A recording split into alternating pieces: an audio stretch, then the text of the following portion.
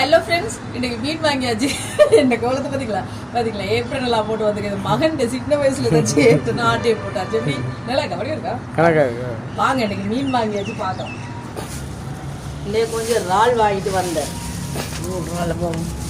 ஏன்னா மீனண்டா இந்த மகன் காத்துவான், அதனால் அவரை கொஞ்சம் சமாளிக்கலாம்னு வாங்கியாச்சு.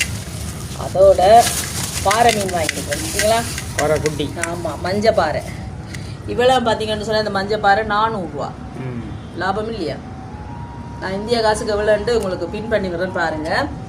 இறால் வந்து இவ்வளோ 500 ரூபா. எப்படி இருக்குது? கிட்ட காட்டுங்க. பார்த்தீங்களா? இவ்வளோ 500 ரூபா, இவ்வளோ 400 ரூபா. மொத்தமாக பார்த்தீங்கன்னு சொன்னால் ரெண்டுக்கும் 900 ரூபா.